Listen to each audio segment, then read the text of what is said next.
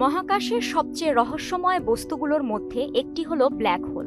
ব্যাপক গবেষণার পরেও অনেক কিছুই এখন পর্যন্ত অজানা থেকে গেছে। এই রহস্যময় বস্তুকে আরও গভীরভাবে বুঝতে চেষ্টারত জ্যোতির্বিজ্ঞানী একটি সুপারম্যাসিভ ব্ল্যাক হোল আবিষ্কার করেছেন। এটির অবস্থান পৃথিবী থেকে 12.9 বিলিয়ন বা 12,900 কোটি আলোকবর্ষ দূরে। এ ব্ল্যাক হোল থেকে একটি ব্লাজার বা অত্যন্ত শক্তিশালী আলোকরশ্মি সরাসরি আমাদের দিকে ধেয়ে আসছে। ব্ল্যাক হোল থেকে নির্গত এই রশ্মি বিগ ব্যাং এর ঘটনার 10 কোটি বছর পর আমাদের কাছে পৌঁছেছে। এই আবিষ্কারটি মহাবিশ্বের শুরুর দিকে সুপারম্যাসিভ ব্ল্যাক হোলগুলো কিভাবে এত দ্রুত জন্ম নিয়েছিল তা নিয়ে এখন প্রশ্ন তুলছে। সুদবিহীন ব্যাংকিংয়ে আত্মশুদ্ধির পথ এনআরবিসি ব্যাংকের ইসলামিক ব্যাংকিং আল আমিন। এ প্রকাণ্ড ব্ল্যাক হোলটির ভর প্রায় 70 কোটি সূর্যের সমান।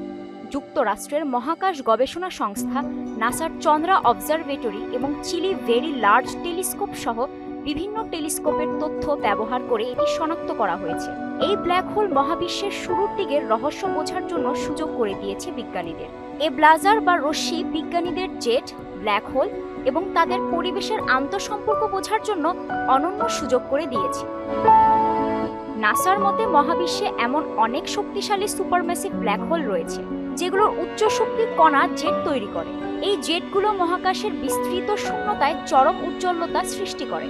যখন এই জেটগুলোর একটি সরাসরি পৃথিবীর দিকে ধেয়ে আসে তখন বিজ্ঞানীরা ব্ল্যাক হোল সিস্টেমকে ব্লাজার বলে থাকে।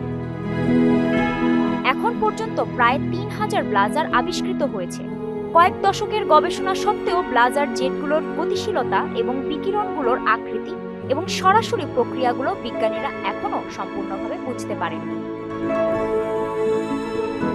কাজী শাহরিন, মোহনা ডিজিটাল।